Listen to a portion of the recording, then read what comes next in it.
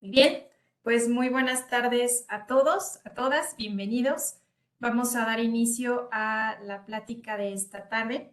A nombre del Centro de Ginecología y Obstetricia del Centro Médico ABC, les damos la más cordial bienvenida a esta plática que hemos llamado Lo que debes saber del parto, qué esperar, y que de verdad tenemos el gusto y agrado de contar con la participación del doctor José Manuel Septién Guevara, a quien ustedes ya están viendo en pantalla. Eh, Quiero aprovechar para presentárselos. Él estudió medicina en la Universidad Anáhuac, ginecología, la especialidad de ginecología y obstetricia en el Instituto Nacional de Perinatología. Tiene estudios también preparación en cirugía de mínima invasión en el Hospital General Manuel G. González. Es adscrito al servicio de ginecología del Instituto Nacional de Nutrición Salvador Subirán hasta 2019. Profesor de ginecología en la Universidad Anáhuac y, por supuesto, médico de staff en el Centro Médico ABC, Campus Santa Fe. Antes de darle la palabra, quiero únicamente platicarles de la dinámica de la sesión. Tenemos, y el doctor dará su presentación, tenemos un tiempo estimado para ello, aproximadamente 40 minutos, no es restrictivo, pero queremos dar tiempo para que ustedes externen inquietudes, comentarios, pedirles que los dejen en el chat de esta plataforma para que al final el doctor nos ayude a responder a todo ello. Así es que ahora, pues sin más, demos inicio y doctor, aprovecho para darle las gracias por su plática y le dejo la palabra para que comencemos. Bueno, muchas gracias por la invitación a la plática. Y bueno, me contactaron para esta plática. Más que nada está dirigida a la comunidad, a nuestros pacientes, a nuestros familiares, para que pues tengan más información, sobre todo al momento que llegan al hospital, que a veces uno llega con mucho temor, mucho miedo. Y la verdad es que el conocimiento es muy importante porque cuando uno sabe a qué va, sobre todo si es la primera vez, pues eso hace que las cosas fluyan de manera más tranquila y por eso es esta charla que a veces en la consulta no tenemos tiempo para platicar de todas estas cosas a fondo y entonces esto pues va a que tengan un poquito más de información al respecto. Entonces les voy a compartir mi pantalla. Ahí ya la están viendo, ¿verdad? Sí, doctor, perfecto. Ok. Entonces, bueno, el tema es el nacimiento de tu bebé, el trabajo de parto y el parto, desde un punto de vista médico, pero sobre todo de información hacia los pacientes, algo que sea sencillo de entender, que no esté muy rebuscado. Por ahí van a ver que vienen algunos términos un poquito médicos y este tipo de cosas, pero vamos a tratar de aclarar algunos de ellos sin meternos mucho en tecnicismos. Entonces, vamos a empezar la plática. Empezamos con conceptos y definiciones. Bueno, ustedes saben que parto es el nacimiento por vía vaginal de el producto de la concepción del feto, del recién nacido, y de las membranas y de la placenta. Y esto se conoce a partir de la semana 20, se llama parto, porque antes de la semana 20 se llama aborto. Y trabajo de parto, que no es lo mismo, el trabajo de parto se refiere al momento donde empieza a haber contracciones, que empiezan a ser más regulares, cada vez más frecuentes, y que son capaces de producir dos cosas a nivel del cuello uterino, y ahorita vamos a ver un poquito de la anatomía, y esas dos cosas que hacen es borramiento y dilatación. Ahorita lo vamos a tocar con calma. Entonces, tenemos las diferentes fases y periodos de trabajo de parto. El primer periodo de trabajo de parto se refiere cuando empieza el trabajo de parto, empiezan las contracciones, empieza a haber dilatación y borramiento, y hasta que la dilatación está completa, acaba el primer periodo. ¿Cuándo está completa la dilatación? Cuando llegamos a 10 centímetros de dilatación, que normalmente eso es suficiente para que pueda pasar la cabeza del feto. El segundo periodo es cuando ya está la dilatación completa, los 10 centímetros, a la expulsión completa del feto, y en este caso, bueno, pues ya es el recién nacido. Y el tercer periodo de trabajo de parto es el alumbramiento. Y la palabra alumbramiento es muy importante definirla porque luego si uno lee el periódico o lee una revista, dicen alumbramiento, a veces lo ponen como sinónimo de nacimiento y no, el alumbramiento se refiere al nacimiento de la placenta y de las membranas. Ok, entonces, bueno, ¿cuánto dura un trabajo de parto? Bueno, pues va a depender si es el primer embarazo, si es el segundo embarazo, si ya tenemos un parto previo, 2 partos previos, 3 partos previos. Pero aproximadamente pues llega a durar de 12 a 14 horas en pacientes que no han tenido ningún parto previo. Y al principio, como vemos en esta gráfica, las contracciones son leves, pero ya están regulares, ya es una tras otra.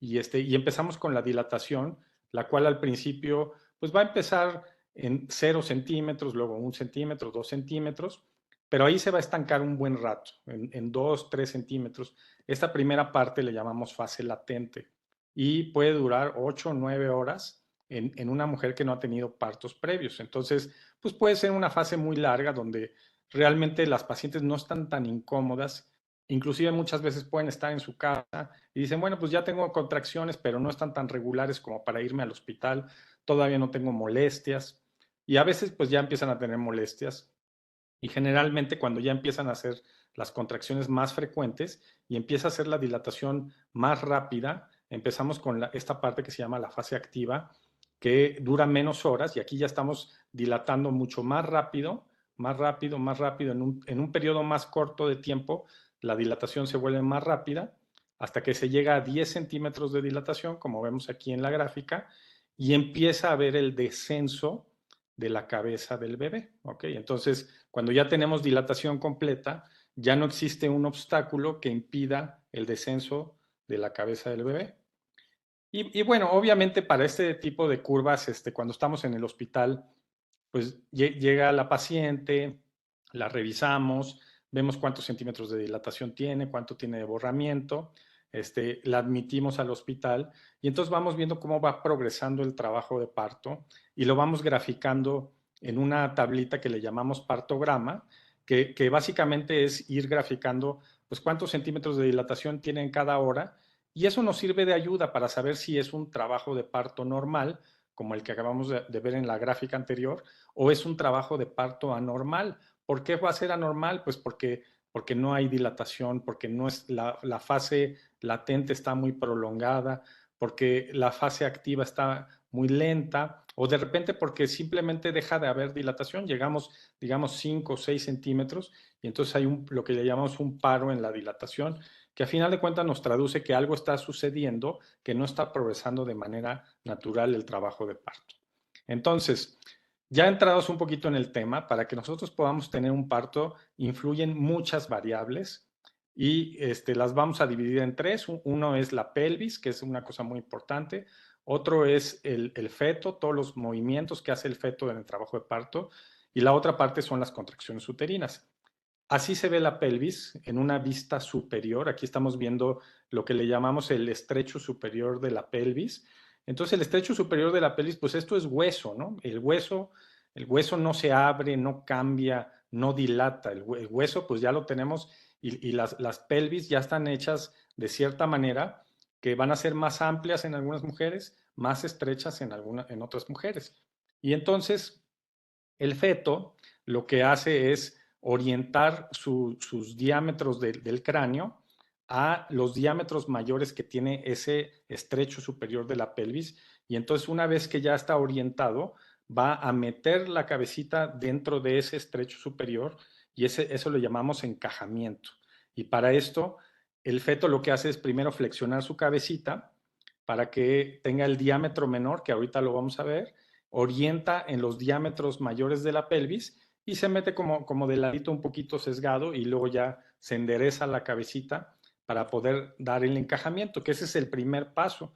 Normalmente el encajamiento en mujeres que no han tenido partos previos, pues se da inclusive desde antes de que se inicie el trabajo de parto, es decir, antes de que inicien con contracciones.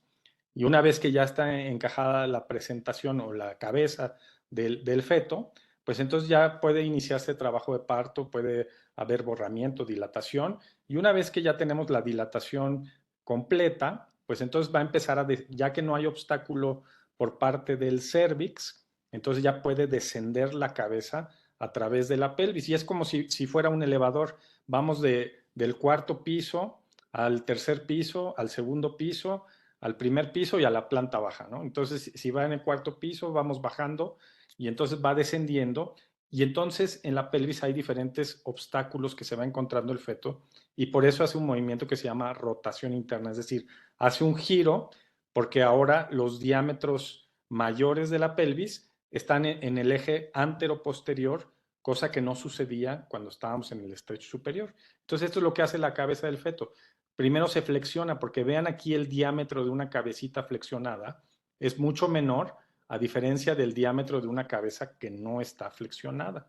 Y entonces se coloca justo a la distancia entre lo que es la columna vertebral, donde tenemos las últimas vértebras lumbares y el sacro, y esta parte de aquí que le llamamos promontorio, y el huesito que está en la parte adelante, que se llama la sínfisis del pubis, ahí es donde se va a colocar la cabecita y se va a poner justamente a la mitad entre el sacro, entre el promontorio y la sínfisis del pubis. Entonces va a ir descendiendo, y a la hora que va descendiendo va haciendo un giro. Y ese giro generalmente lo que hace es que la cabecita al final se coloca en una posición donde los bebés nacen viendo hacia la espalda de la mamá, hacia abajo, digamos. Entonces, esa sería la forma normal.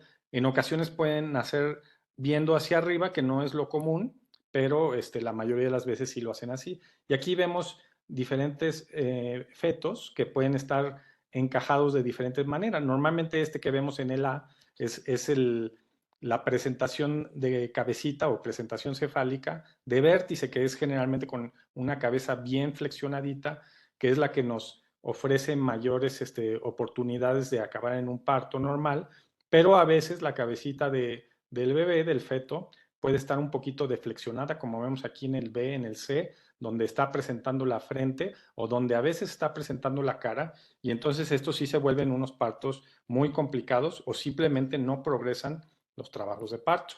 Entonces aquí vemos ejemplos de cómo se encaja la cabecita en la pelvis. Aquí estamos viendo que está en presentación cefálica, está de la cabecita, el dorso está a la derecha de la mamá y ya vemos que ya está bien flexionado y está bien encajada entre el promontorio y la sínfisis del pubis. Y aquí estamos viendo igual un feto con ya la cabecita bien encajada en la pelvis, pero tiene el dorso del lado izquierdo. Entonces a veces el dorso lo van a tener del lado derecho, a veces el dorso del lado izquierdo, como vemos aquí.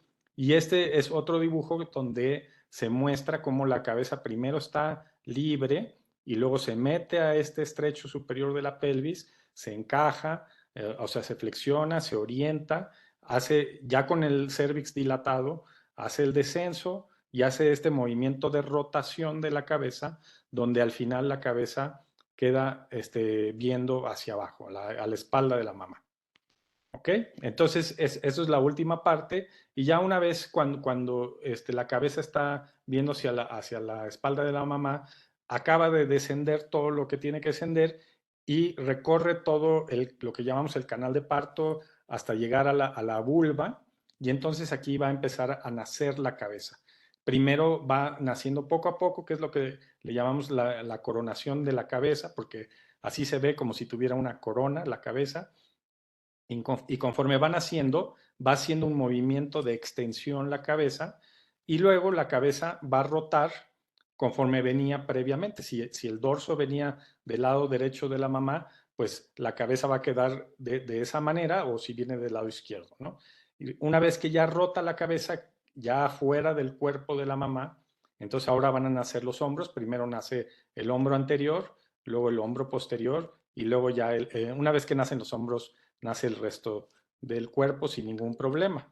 ¿Ok? Y este es un resumen de lo que estábamos platicando, que la cabeza está libre antes del encajamiento, se encaja, se flexiona, desciende, hace el movimiento de rotación interna, así le llamamos, y posteriormente ya cuando van haciendo la cabeza, hace la extensión, luego rota otra vez la cabeza ya una vez que está fuera del cuerpo de la madre y liberan los hombros, primero el hombro anterior, porque es el que está relacionado a la parte anterior del cuerpo de la mamá, y luego el hombro posterior, y una vez que nace el hombro posterior ya sale el resto del cuerpo. Entonces, esos son los movimientos que hace la cabeza del feto. Y por último, vamos a ver, porque estamos hablando de cómo se puede dar el parto, entonces le decimos las famosas 3 P's del trabajo de parto a que acabemos en un parto. El primero es el pasaje o el canal de parto, que ya vimos la pelvis, los diferentes diámetros que tiene la pelvis en sus diferentes estrechos, en el piso de hasta arriba, por decirlo de una manera, en el piso de en medio, en el piso de abajo. Posteriormente al feto, que es el pasajero, los movimientos que va a ir haciendo. Y por tercero sería el poder o la fuerza, que son las contracciones uterinas, de las cuales vamos a platicar un poquito ahorita. Entonces, el útero como lo veíamos aquí se ve, esto es el útero completo, esto es el útero de una mujer que no está embarazada, y este es el cérvix, ¿ok? Entonces ahorita vamos a ver que este útero está hecho de músculo liso, y el músculo, la finalidad es que tenga contracciones hacia el final del embarazo, y estas contracciones van a provocar que empuje de manera mecánica la cabeza del feto hacia la pelvis, hacia el estrecho de la pelvis, hacia el canal de parto, y la parte inferior del útero se conoce como cérvix o cuello uterino, y en esta parte tiene poco músculo, pero tiene un tejido que es un poquito más fibroso, que le llamamos tejido conectivo. Entonces, aquí lo que hace el cérvix es, gracias a que tiene este tejido conectivo, este tejido fibroso, empieza a hacerse delgado, delgado, delgado, delgado, tan delgado como una hoja de papel. Eso es a lo que le llamamos el borramiento. Y dilatación, que empieza a abrir, abrir, abrir, abrir, hasta que abre por completo, y entonces ya decimos que tiene dilatación completa. Ahora, ¿por qué inicia el trabajo de parto? Bueno, el trabajo de parto inicia, a ciencia cierta, no se sabe si un mecanismo es primero que el otro, pero sí se sabe que muchos mecanismos bioquímicos ocurren en el cuerpo a la vez, ¿no? Entonces, ¿qué sucede? A nivel hormonal, la placenta produce diferentes hormonas, como es la progesterona, como son los estrógenos, y empieza a haber cambios hormonales donde la progesterona hacia el final del embarazo empieza a disminuir y el estrógeno empieza a predominar, y entonces hay un cambio en la relación estrógeno y progesterona. Posteriormente, el feto, el bebé, también en la glándula que está arriba de los riñones, produce diferentes hormonas, que son hormonas precursoras de esteroides, como la dehidroepiandrosterona sulfato, la androstenediona. Bueno, son hormonas que tienen nombres complicados, pero estas hormonas lo que van a hacer es que a través de algunas enzimas se convierten también en estrógeno, y entonces también pueden activar diferentes receptores, los receptores de oxitocina, también activan que el músculo uterino se comporte como uno. Hay diferentes células, pero las células se comunican entre sí, entonces hace que todas actúen como una sola para que la contracción sea pareja y no se contraiga una célula y luego otra célula y todo disparejo, sino que todo al mismo tiempo, ¿no? Y otra cosa muy importante es que se empieza a producir la hormona de las contracciones, que se llama oxitocina, y esta hormona de manera natural se produce en una parte del cerebro que se llama hipófisis, en la parte posterior de la hipófisis. Bueno, de hecho, se produce un poquito más arriba, que se llama hipotálamo, llega a la parte posterior de la hipófisis, y entonces se libera, y esto hace que a nivel del músculo del útero haya receptores y empieza a haber contracciones del útero gracias a la oxitocina. Y hay otras sustancias que se llaman prostaglandinas, y las prostaglandinas se producen a nivel de las membranas del amnios, la bolsa donde está el feto. Gracias a las hormonas fetales también se producen prostaglandinas, y gracias a la decidua, que es el sitio donde está implantada la placenta, pero del lado materno, eso le llamamos decidua.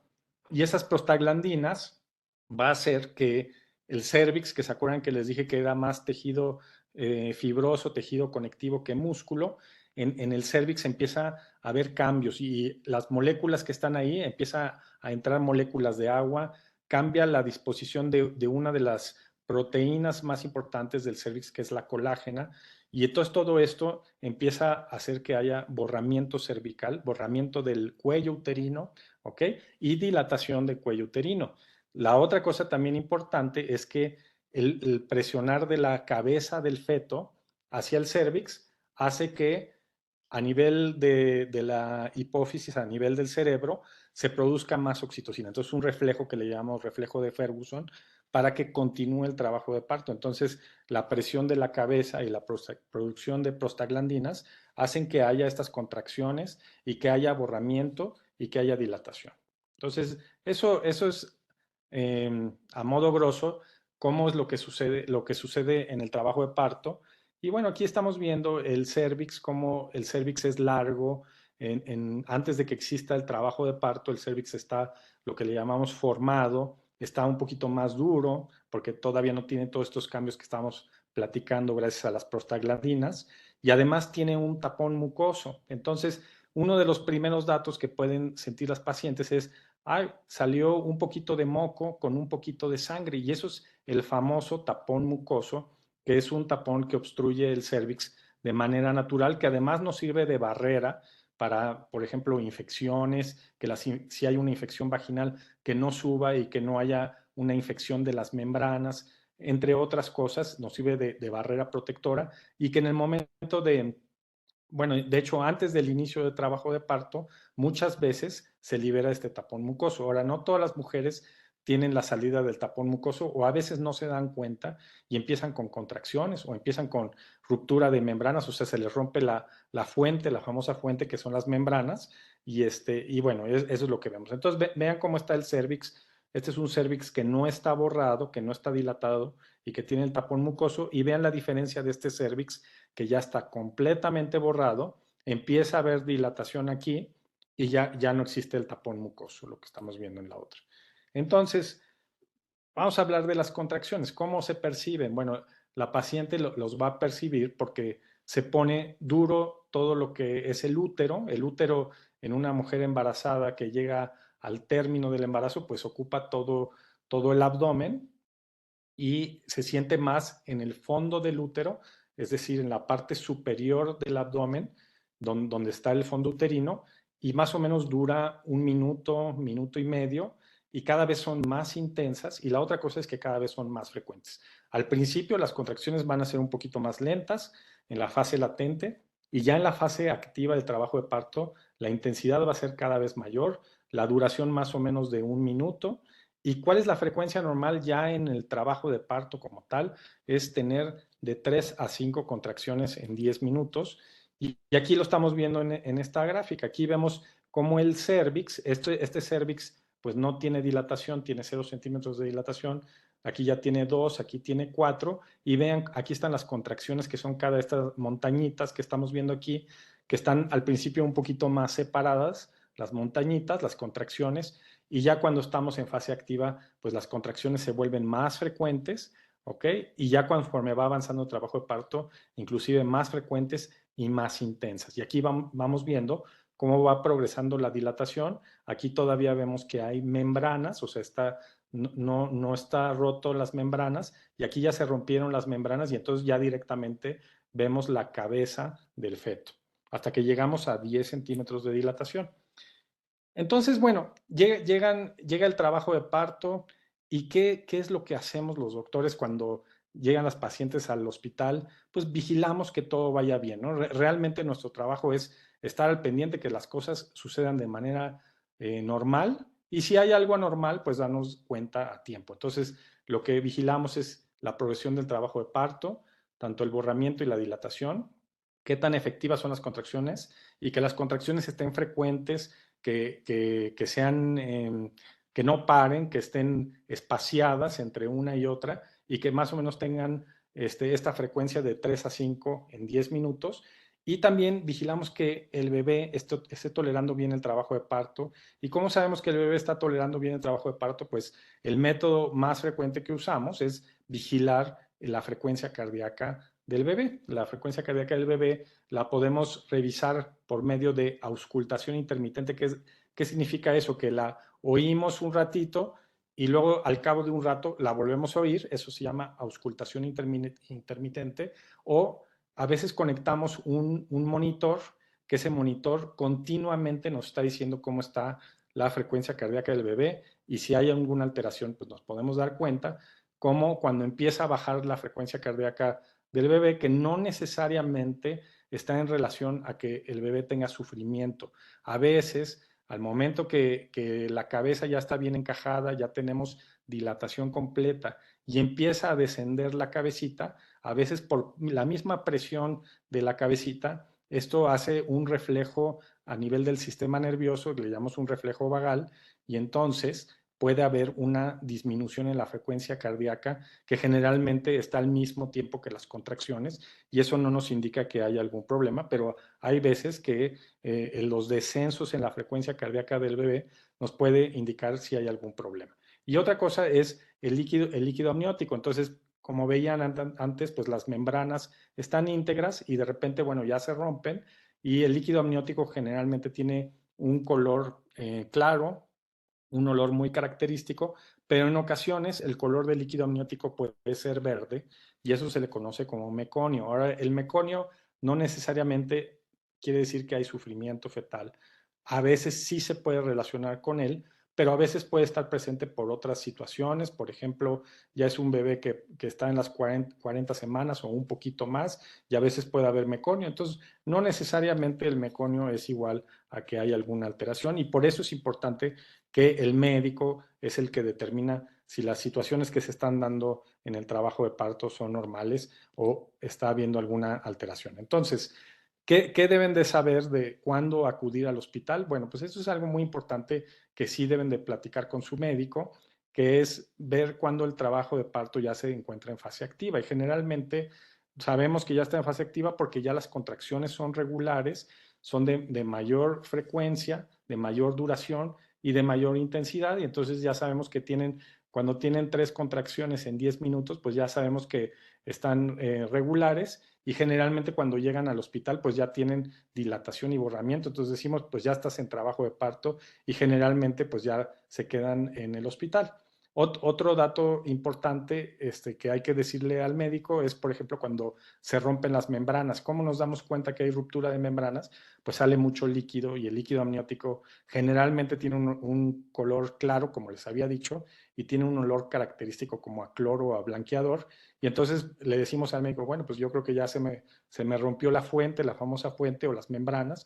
Y entonces a la hora de revisar, pues sí nos damos cuenta que efectivamente está saliendo líquido amniótico, y ya vemos que las membranas están rotas. Otro dato importante es el sangrado vaginal, sobre todo cuando es abundante.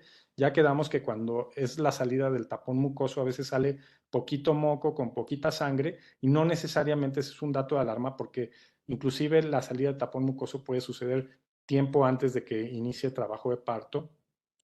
Y otro de los datos de alarma es que disminuyan los movimientos del bebé, o que paren por completo, entonces hay que avisarle al médico.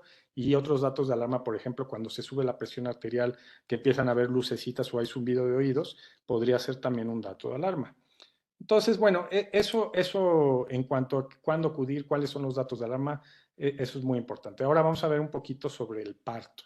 Entonces, bueno, hay diferentes modalidades de atención del parto, y ahorita las vamos a platicar.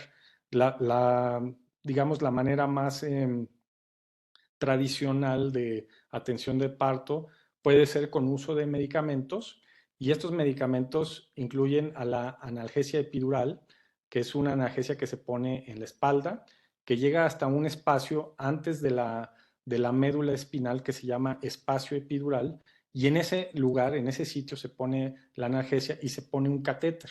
Y este catéter permite que, si ya se pasó el efecto de la anestesia, durante el tiempo se puede pasar más. Entonces, por ejemplo, se pone la analgesia epidural, y de repente al cabo de una hora, hora y media, ya pasó el efecto de la analgesia epidural, pues se deja el catéter y por ahí se puede pasar más dosis. Entonces, las ventajas es que disminuye el dolor en el trabajo de parto y parto.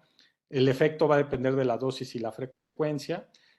Pero aquí lo importante es tener una buena comunicación con el anestesiólogo para que las pacientes puedan percibir las contracciones, sobre todo hacia el final del trabajo de parto, cuando ya estamos en el segundo periodo de trabajo de parto y ya tenemos borramiento y dilatación completa, y entonces queremos que nos ayude la paciente a pujar. Entonces es importante que pueda percibir las contracciones para que nos ayude a pujar. Entonces no necesariamente va a quitar el deseo de pujar y la participación activa de la mujer en el parto. Entonces, eso es algo importante de recalcar. Otro tipo de analgesias puede ser la analgesia local, por ejemplo, cuando pues ya no dio tiempo de poner nada y ya llega pues casi con el bebé saliendo, pues a veces se pone solamente anestesia local en la zona del periné y pues ya no dio tiempo de otra cosa, igual que cuando se pone el bloqueo de pudendos, que son anestesias regionales que se pueden hacer por vía vaginal.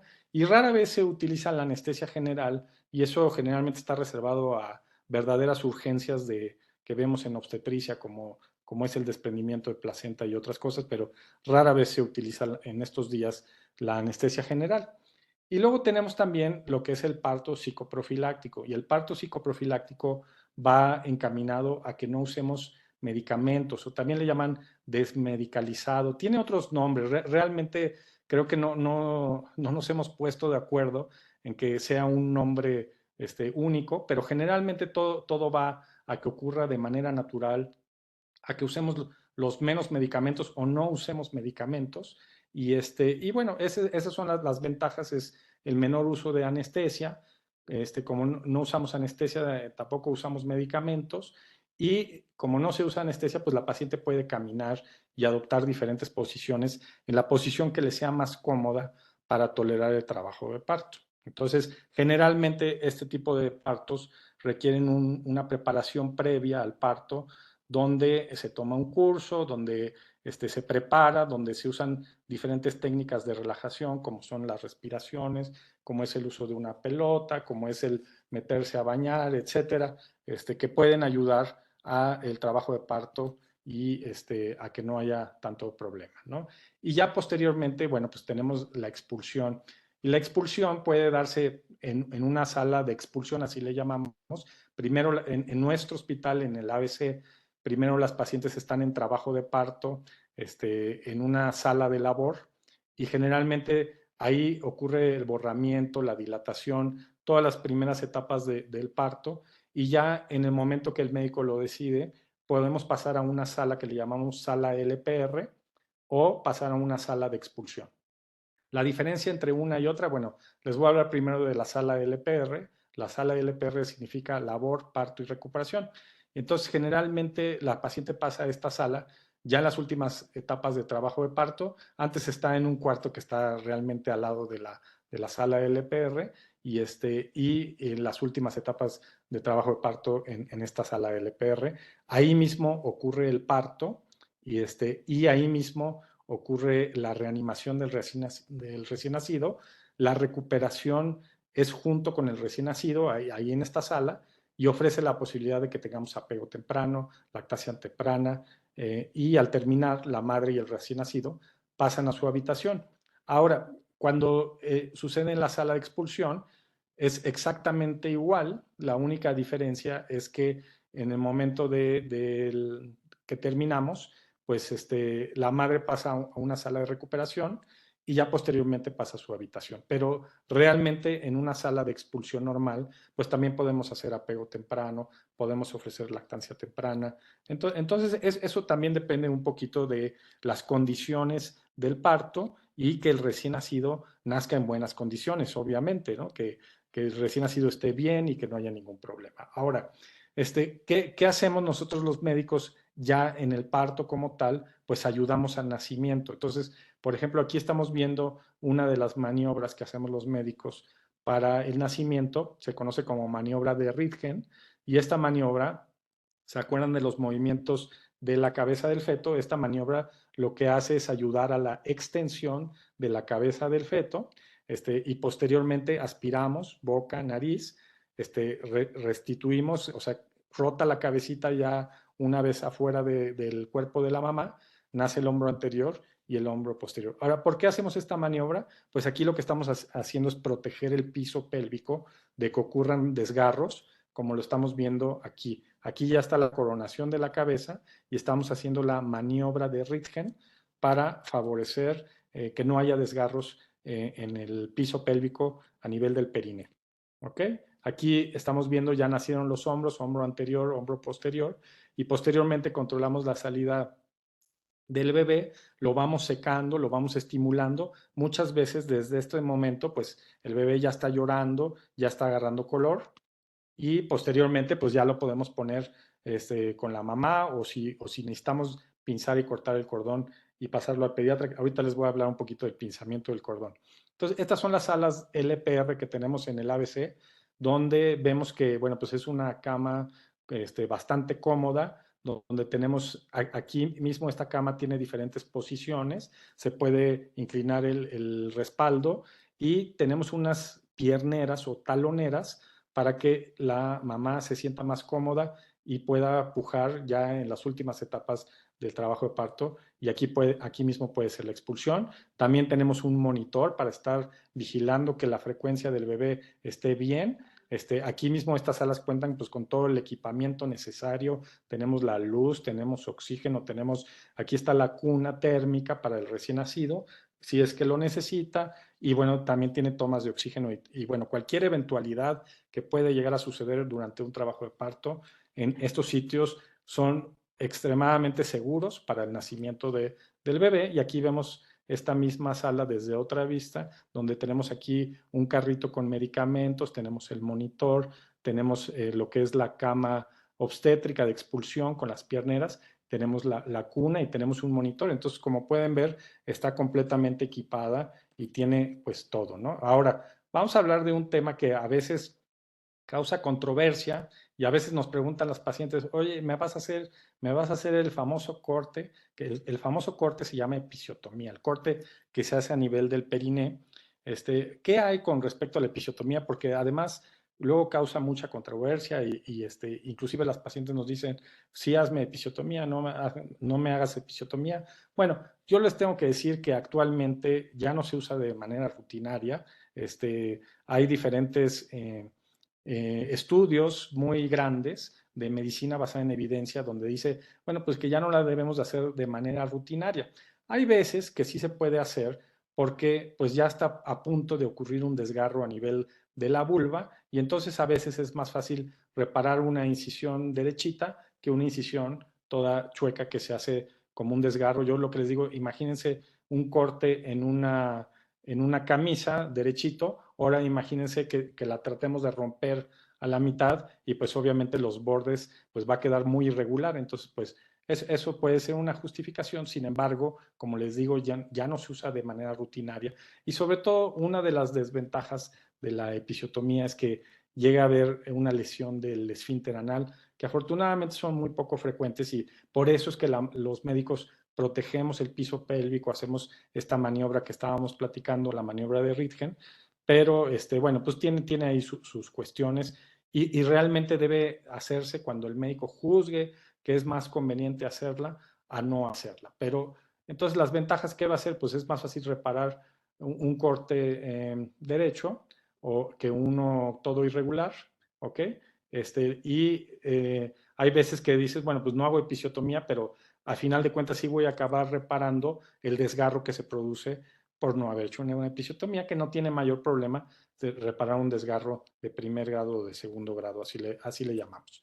Entonces, una vez que si se hace o no se hace la episiotomía, se da el nacimiento y posteriormente el alumbramiento. Ahora, les decía del cordón umbilical, podemos esperar a dejar que lata el cordón umbilical y esto es lo que le llamamos el pinzamiento tardío. Actualmente también ya hay estudios de medicina basada en evidencias donde dice que pinzarlo tardíamente ofrece más beneficios al recién nacido que pinzarlo tempranamente. Ahora, si el bebé por alguna situación no está respirando, no tiene fuerza, lo que le llamamos tono, no tiene buena coloración y el pediatra ya necesita hacer maniobras de reanimación, pues no nos vamos a esperar. Entonces ahí la urgencia pues sí es pinzar el cordón y pasarlo al pediatra para que haga maniobras de reanimación en el recién nacido.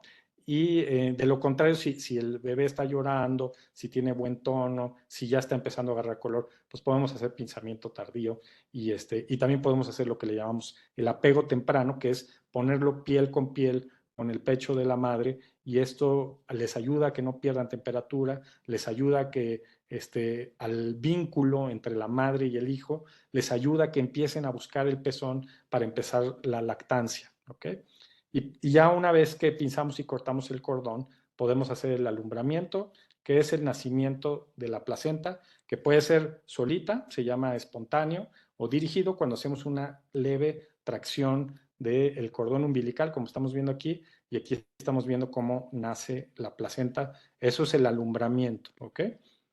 Y posteriormente, pues ya revisamos que el útero haya quedado limpio o revisamos la placenta, que la placenta esté completa, que no le falte ninguna parte a la placenta, las membranas, o sea, dejamos todo limpio, el útero limpio, y si necesitamos reparar algún desgarro que se haya hecho si no hicimos episiotomía o si hicimos episiotomía, pues vamos a reparar este sitio también. Y posteriormente, pues va a ser la recuperación. La recuperación generalmente cuando es un parto por vía vaginal y no se perdió mucha sangre, generalmente la recuperación es mucho más rápida que si hubiera sido una cesárea. Entonces, esas son las ventajas del parto. Y una cosa muy importante que les tenemos que decir a las pacientes es que rehabiliten de rutina el piso pélvico después del embarazo. No importa si haya sido parto o cesárea, porque a veces pacientes que no tuvieron parto, que tuvieron una cesárea, pueden tener problemas de piso pélvico también. Entonces, les pedimos a las pacientes que hagan rehabilitación del piso pélvico con los famosos ejercicios de Kegel o ejercicios de piso pélvico, que no es más que contraer los músculos que usamos para evitar que se salga un gas, o los mismos músculos que usaríamos para detener el chorro de la orina o cortar el chorro de la orina, solo que debe hacerse mientras no estén orinando. Eso es muy importante.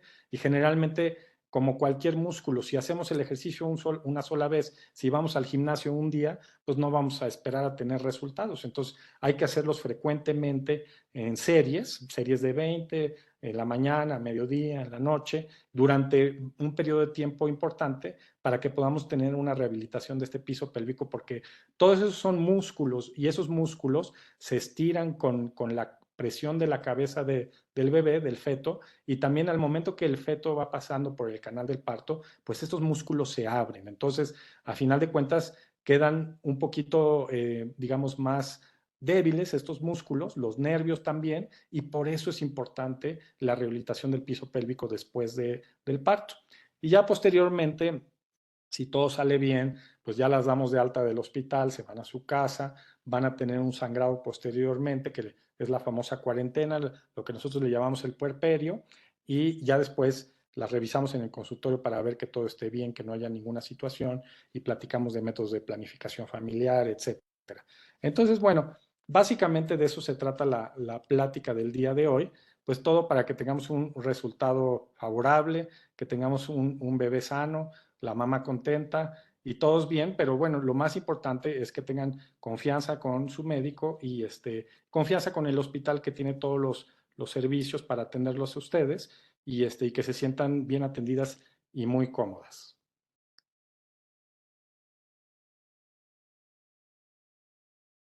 Muy bien.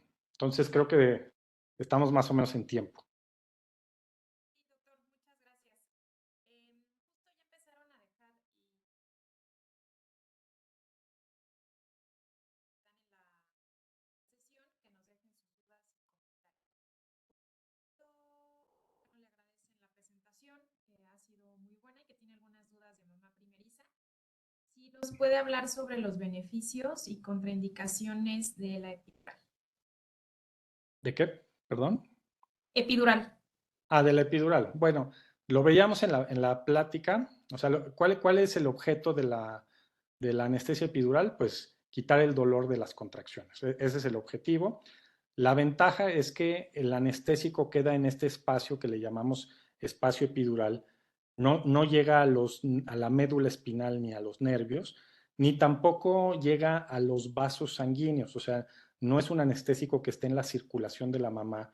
Por lo tanto, no es un anestésico que pasa hacia la placenta y hacia el bebé, a contrario de la anestesia general. Por eso les decía que la anestesia general rara vez se usa. ¿Por qué? Porque a final de cuentas, si usamos anestesia general, el bebé sí puede salir, al momento del nacimiento puede salir deprimido, con depresión respiratoria, normalmente con un bloqueo peridural no. Sí tiene obviamente sus riesgos, como cualquier procedimiento médico.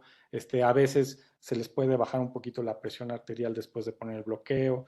A veces, cuando tienen las contracciones, pueden, digamos que, volverse un poquito más lento las contracciones, pero bueno, cuando se usa anestesia epidural, pues a veces también usamos oxitocina para que no se detenga el trabajo de parto. Entonces, los beneficios son eso y las desventajas, bueno, pues principalmente las que ya les comentaba. Otra de las desventajas es que generalmente ya con anestesia epidural no es seguro que las pacientes estén caminando porque se pierde la fuerza de las piernas.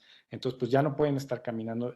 Eso sería una de las desventajas de tener anestesia epidural, pero sí tienen movimientos, o sea, sí pueden mover las piernas y si no se pone mucha, no es la misma anestesia que se pone para un parto que para una cesárea. En una cesárea se pone más anestésico y entonces en un parto generalmente se van poniendo dosis no tan grandes de anestésico, suficientes para que la paciente no esté molesta, pero suficientes para que en el momento que tenga contracciones y queramos que empiece a pujar, ella puede sentir esas contracciones y la necesidad de pujo. Entonces, un poquito de comunicación con el anestesiólogo y el ginecólogo para ver ese tipo de dosis que se le pasa a la paciente. Gracias, doctor. También le pregunta la misma persona si para el trabajo de parto hay supresión de progesterona. ¿Pasa algo si estoy tomando progesterona hasta las últimas semanas del embarazo? Bueno, el tomar progesterona, últimamente lo hemos usado sobre todo para tratar de evitar un parto pretérmino. Un parto pretérmino es el que sucede antes de la semana 37. Entonces, si ya estamos en un embarazo de término de más de 37 semanas, realmente no existe ningún motivo para seguir tomando progesterona y pues hay que dejar que la naturaleza haga lo suyo, los cambios que les decía que inician el trabajo de parto. También le preguntan si conviene inducir un parto, no por temas de salud, sino por conveniencia de fecha. Bueno, esto ya es una cosa que por comunicación lo deben de ver con su médico. Evidentemente, los partos inducidos son diferentes porque, ¿se acuerdan el tiempo que veíamos del trabajo de parto? A veces los partos inducidos, pues es un tiempo un poquito más prolongado. A veces hay indicaciones para inducir un parto, por ejemplo, que la paciente se le rompan las membranas, pero todavía no tiene contracciones, pues entonces lo inducimos, o que la paciente ya tiene la presión alta o tiene una situación que nos obliga a que ya tenga que nacer el bebé y entonces podemos inducir. Pero definitivamente, cuando los partos y las contracciones suceden de manera natural, generalmente se van un poquito más rápido. Esa es la ventaja a inducirlos. Ahora, inducirlos, bueno, pues hay que tener comunicación con el médico.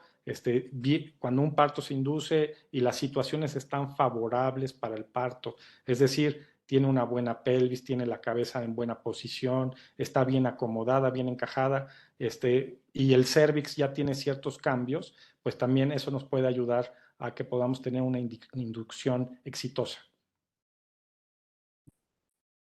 Gracias, doctor. Le preguntan si las vacunas que se aplican al bebé por las vacunas que se aplican al bebé posterior al nacimiento. Ok, bueno, esta es una pregunta más a pediatra. Generalmente la vacuna que se pone a nacimiento es la de hepatitis B y ya posteriormente a los 2 meses de edad ya empieza el esquema de vacunación, la hexavalente y eso. Ahora, de vacunas, por ejemplo, sí es importante, algunas vacunas que nosotros ponemos durante el embarazo pueden proteger al bebé. Por ejemplo, hay una vacuna que es la DPT y esto se ha visto, la DPT, nombre comercial se llama Boostrix, y nos ayuda a prevenir, por ejemplo, es difteria, tosferina y tétanos, y nos ayuda a prevenir difteria en el periodo previo a la vacunación. El tétanos es extremadamente raro, pero sí sucede en ciertas zonas del país, pero en un medio hospitalario es extremadamente raro. De todos modos se les ofrece. A las embarazadas también se les ofrece la vacuna de influenza y actualmente pues la vacuna de COVID también, que justamente en el ABC hubo un protocolo donde se vio que vacunar a las pacientes embarazadas de COVID favorecía la producción de anticuerpos, bueno, más bien el paso de anticuerpos desde la mamá al bebé a través de la placenta, y el bebé en el cordón umbilical ya tiene anticuerpos para el COVID. Es un trabajo muy interesante que se hizo en el ABC. Doctor, le preguntan cuáles son las ventajas para la salud del bebé por parto natural o por cesárea. Bueno, evidentemente el parto vaginal tiene muchas ventajas sobre la cesárea. Primero, tiene menos complicaciones, tiene lo que le llamamos morbilidad, menos complicaciones. ¿Qué quiere decir? Por ejemplo, menos hemorragia, o sea, menos sangrado, menos infecciones, ¿ok? Sin embargo, también pueden ocurrir problemas en el parto, y por eso es importante que el parto se lleve a cabo en un medio hospitalario, donde tengamos los recursos, por un médico especialista, competente, que también tenga todos los recursos a su alcance y que podamos identificar si hay alguna complicación. Si, obviamente, primero que nada está la salud del feto, o sea, del bebé, y la salud de la mamá, y si detectamos que hay alguna situación, alguna complicación, pues podemos tomar alguna decisión y actuar de manera oportuna para que no haya problemas. Entonces, a final de cuentas, sí es muchísimo mejor el parto que una cesárea, la recuperación es mejor, pero hay que hacerlo de manera segura y bien vigilada. Gracias, doctor. Le preguntan también, bueno, si ahorita puede en el chat poner su consultorio y el teléfono de consultorio en el Campus Santa Fe, porque están preguntando por sus datos para Claro. contactar. Si me Sí, con ayuda mucho con eso. gusto. Y por lo pronto, ¿qué tan conveniente es tener un parto en agua o en una sala de parto? Este, bueno, el parto en agua es una modalidad, en el ABC no lo tenemos, el parto en agua, pero a final de cuentas es una modalidad de parto psicoprofiláctico, donde el agua sirve como mecanismo de analgesia, o sea, es un relajante natural el agua. Entonces, bueno, todavía existe alguna controversia al respecto, inclusive algunas revistas científicas no lo recomiendan. Hay evidencia que también se ha visto que no hay problema, pero bueno, debe hacerse de manera muy vigilada. Generalmente el agua sirve para que se relaje. La expulsión del bebé puede darse en el agua o no, pero como tal, como les decía, en el ABC no lo tenemos. Simplemente es una modalidad de trabajo de parto que sirve para relajar a la paciente en lugar de tener anestesia. No hay anestesia en el parto en agua, tampoco se hace episiotomía y ese tipo de cosas. Entonces, es una modalidad de parto psicoprofiláctico, el parto en agua.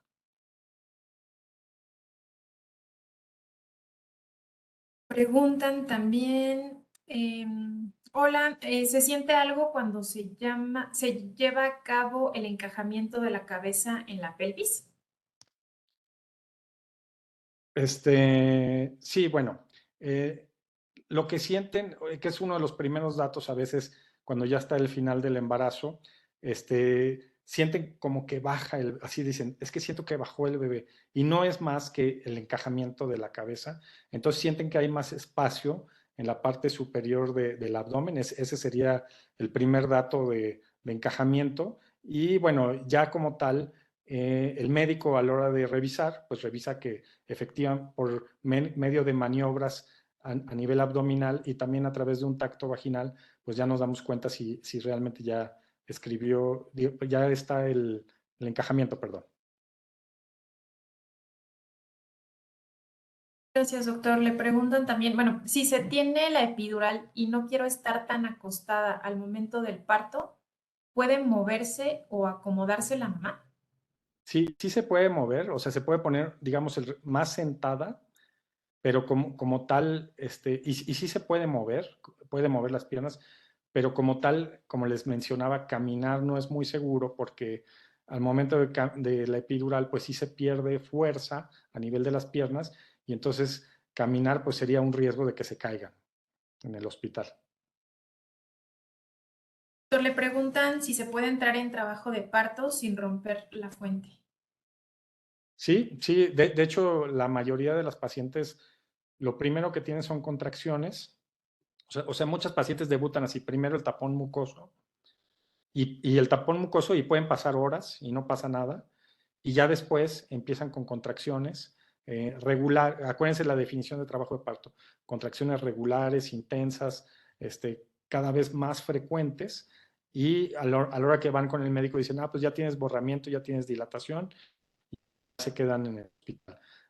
Y las membranas durante el trabajo de como veía en el esquemita, no sé si se acuerdan que veíamos que no había dilatación y luego 4 centímetros y todas las membranas estaban ahí, y ya como a los 5 pues ya se rompen o les ayudamos a que se rompan las membranas. Hay mujeres que el primer dato que tienen es ruptura de membranas, entonces están en su casa, no tienen contracciones y de repente se rompe la fuente, ya se mojaron todas y ahora qué hago, bueno, con calma, porque no es de ir corriendo al hospital, pero sí hay que avisarle al médico, a su médico, y posteriormente acudir al hospital. Preguntan también en qué momento es seguro decir debo ir al hospital ya. ¿En qué momento? Era una de las diapositivas que les pasé, o sea, es justamente cuándo ir al hospital, pues cuando las contracciones ya están regulares, 3 contracciones, digamos, cada 5 minutos, o tener 3 contracciones en 10 minutos, y que no se paren, ¿no? Porque a veces empiezan con una contracción, si se van al hospital a la primera contracción, y sobre todo si es su primer embarazo, tengan por seguro que las van a revisar y les van a decir, no tienes dilatación, regrésate a tu casa, ¿no? Entonces, no es para irse al hospital en la primera contracción, hay que esperar a que ya estén regulares. Obviamente que no exista ninguno de los otros datos de alarma que ya platicamos, que es sangrado vaginal o que se deje de mover el bebé, o los que platicábamos de ver lucecitas. Todos esos es motivo de avisarle al doctor y el doctor ya les va, el doctor o la doctora les va a decir si ya es conveniente acudir al hospital. Un par de preguntas más. ¿Trabajo de parto en casa o en hospital? ¿Qué se recomienda? Bueno, en nuestro país y sobre todo en nuestra ciudad se recomienda trabajos de parto en el hospital. Yo sé que en algunos países, inclusive países de primer mundo, sí hacen esto de nacimientos en casa y todo eso. A ver, ¿cuáles son los problemas de un nacimiento en casa? Pues el problema es que si sucede una complicación en tu casa, ustedes vieron ahorita cómo son las salas en el ABC, que hay, pues todo lo que puede haber para, si hay una urgencia. ¿Qué puede ser una urgencia? Pues una hemorragia de la mamá. ¿O qué puede ser otra urgencia? Nace el bebé y no respira al momento de nacimiento. ¿Qué hacemos si nos pasa eso en casa? Pues no podemos hacer nada. Si no tenemos recursos con qué resolver una urgencia, pues se vuelve un poquito menos seguro. Esa es la verdad de las cosas. Entonces, por ejemplo, en Europa, en algunos países, sí se pueden hacer esto en algunos centros como de nacimiento, pero están muy cercanos al hospital. Y aquí en la Ciudad de México, por ejemplo, con el tráfico, con toda esta situación, pues casi tendrían que vivir a una cuadra del hospital, tener a la ambulancia afuera, pero realmente, si sucede una urgencia y no tenemos equipo y no tenemos personal capacitado, porque no nada más es el equipo, sino personal capacitado, pues puede ser una tragedia realmente, o sea, cuando sucede una complicación. Porque si sucede de manera natural, pues no va a haber ningún problema, pero sucede una complicación y no tienes con qué resolverlo, se vuelve una tragedia realmente. Gracias, doctor. Nos preguntan, bueno, acá si la plática va a estar disponible, aprovecho, sí. La estamos grabando y va a estar disponible en nuestro canal de YouTube a partir de mañana. Nos encuentran, para quienes todavía no nos siguen, como Centro Médico ABC. Ahí les pedimos que a partir de mañana la puedan consultar, compartir con pues, amigas, familiares y quienes crean que será la información valiosa, que seguramente para muchas. Le preguntan, doctor, si es bueno que te hagan tacto vaginal cada semana de gestación cuando se acude a revisión periódica. Bueno, el médico generalmente cuando ya un embarazo es de término, realiza el tacto vaginal por diferentes situaciones. Uno es para ver si hay borramiento y dilatación, y la otra es para revisar si ya hay encajamiento, que ya vimos todos esos, por eso es importante todos los conceptos que vemos aquí. Entonces, si ya hay encajamiento, pues decir, bueno, ya la cabeza ya está encajada, todo va bien, si la pelvis está adecuada, todo eso se puede revisar inclusive en el consultorio. A veces tenemos que tomar algún cultivo vaginal y entonces podemos aprovechar para tomarlo. Entonces, sí son útiles las revisiones. Generalmente las hacemos ya cuando el embarazo es de término, es decir, más de 37 semanas. Le preguntan también si para mí no es opción, si para mí no es opción el parto vaginal, ¿en qué repercute al bebé? O sea, por decisión personal o qué. Si nos lo puedes poner, complementar, Eunice. Y mientras voy Dice, leyendo otra pregunta. ¿Hasta qué semana se considera seguro esperar un parto natural? Después de la semana 40 es preferible cesárea. Gracias. bueno, esa es una buena pregunta. Entonces, quedamos que un embarazo de término es desde la semana 37. Si consultamos un libro como tal, nos va a decir hasta la 42. Sin embargo, después de la semana 41, ya empieza a haber cambios a nivel de la placenta que empieza a repercutir en la oxigenación del bebé. Entonces, muchos colegios y asociaciones de ginecología y obstetricia, como es el Colegio Americano de Ginecología y Obstetricia, el Colegio Mexicano, después de la semana 41 no recomiendan que se pase. ¿Por qué? Porque existe más riesgo de sufrimiento fetal, de poca oxigenación fetal. Pero bueno, ya será una cuestión de valorar. Cada caso es diferente, es cuestión de valorar. Doctor ya nos dejaron aquí el complemento de lo que preguntaba. Nos dice que sí, que es por decisión personal. No quiere tener un parto vaginal.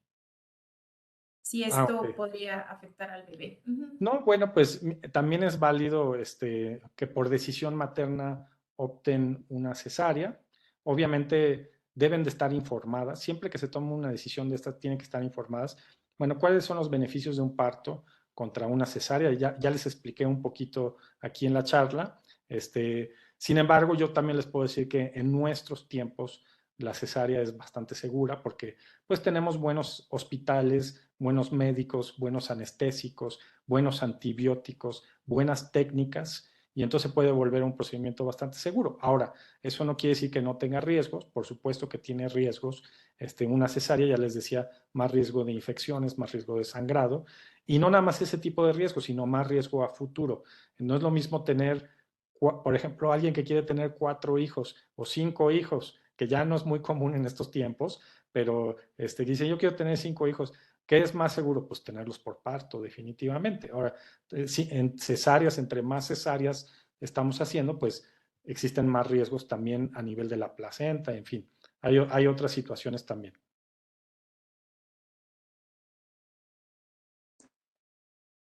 Ya casi estamos por concluir. Le preguntan también, cuando el bebé tiene el cordón enredado en el cuello, ¿pueden hacer por parto vaginal? ¿Y cómo sé que viene enredado si fuera el caso? Bueno, el saber si viene enredado, con un ultrasonido nos podemos dar cuenta. Sin embargo, hay veces que no nos damos cuenta y muchas veces llegan porque el bebé se mueve. Entonces, puedes haber hecho un ultrasonido a la semana 36, 37 y ya estamos en la 39, pues el bebé se movió y se enredó el cordón. El tener el cordón enredado no significa que tenga que ser una cesárea necesariamente. O sea, no es una indicación para realizar una cesárea. Sin embargo, sí hay que estar al pendiente que durante el trabajo de parto no haya alteraciones. Cuando se aprieta el cordón del bebé, lo que empieza a suceder es que empieza a descender su frecuencia. Entonces nos podemos dar cuenta.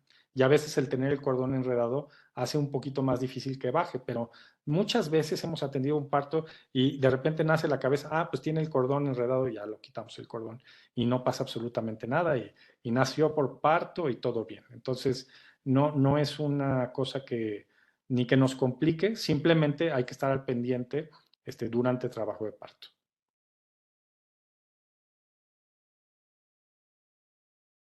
Le preguntan ya por último si todavía se usan forceps para sacar a los bebés.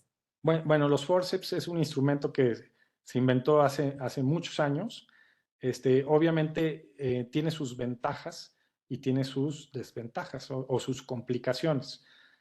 Actualmente, bueno, un forceps que está bien puesto por un médico que sabe, que es lo más importante, que el médico sepa ponerlo, puede ser muy útil en ciertas situaciones.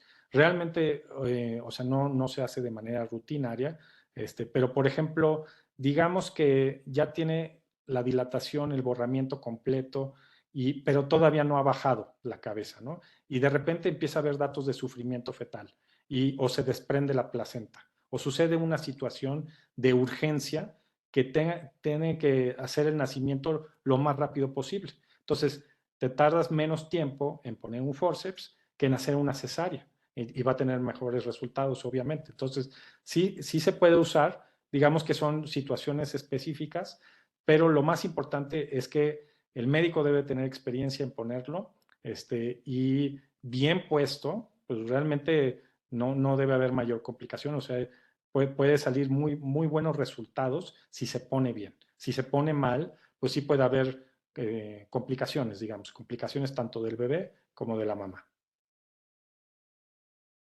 Gracias, doctor. Últimas dos preguntas. ¿El bebé puede tener alguna complicación si viene sentado? ¿Puede nacer por parto natural? Bueno, el bebé sentado tiene aquí todo el tiempo estuvimos hablando del bebé que viene de cabeza y nace por parto viniendo de cabeza. ¿Pueden nacer sentados? Sí pueden nacer sentados, sin embargo, existen algunos riesgos cuando vienen sentados. Entonces, ¿cuál es el riesgo? ¿Se acuerdan en las diapositivas que poníamos que la cabeza del bebé se flexionaba? Pues cuando viene sentado también se tiene que flexionar, pero se flexiona al final. Y si la cabeza del bebé no viene flexionada, pueden hacer todo el cuerpo del bebé, las pompis, todo el cuerpo, las piernitas, el tronco del bebé, los bracitos, y al final la cabeza no sale y no sale y no sale. Eso se llama retención de cabeza, que puede suceder en un parto pélvico. Obviamente esto es una urgencia porque en ese momento el bebé pues, le empieza a faltar el oxígeno, empieza a tener problemas. Entonces, sí es una cosa importante que se tiene que considerar. También volvemos a lo mismo, el médico debe tener experiencia en atender partos pélvicos y no debe haber este tipo de situaciones, porque si existen estas situaciones, pues hacen muy riesgoso el parto, ¿no? Entonces, el parto pélvico en este caso, pero digamos que lo que se debe saber es que el parto pélvico tiene más riesgos que un parto cuando viene cefálico, de cabecita. También el parto que viene el bebé de cara, por ejemplo, también tiene más riesgos. De acuerdo. Y por último, doctor, ¿en qué momento de la dilatación se puede aplicar la anestesia epidural?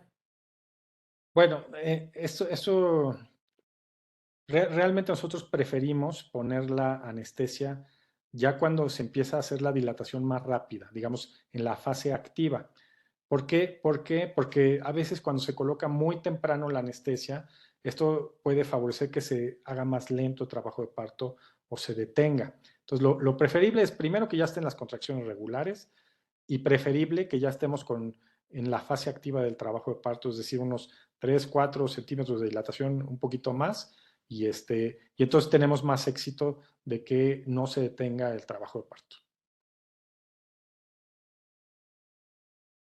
De acuerdo, doctor. Pues terminamos con todas las dudas, las inquietudes que nos dejaron en el chat. A mí no me resta más que agradecerles a todos, a usted, por supuesto, por la plática. Le han dejado muchos comentarios que ha sido de utilidad, que fue muy claro, así es que pues se los transmito. Y pues le dejo, doctor, para que si quiere dar algún mensaje final, concluir con la sesión y pues agradecerles a todos. Les recuerdo que se va a quedar el contenido en nuestro canal de YouTube para que lo revisen de nueva cuenta. Pues muchas gracias y espero que haya sido de utilidad, sobre todo para aquellas que están embarazadas actualmente, que sea de utilidad para que al momento que lleguen al trabajo de parto, pues lleguen con información y menos ansiedad y mucha comunicación con el médico, mucha confianza, con el hospital también. Entonces, creo que eso es lo que hay que llevarnos a casa. Esa es la parte importante. Muy bien, pues muy buenas tardes a todos. Gracias nuevamente. Gracias.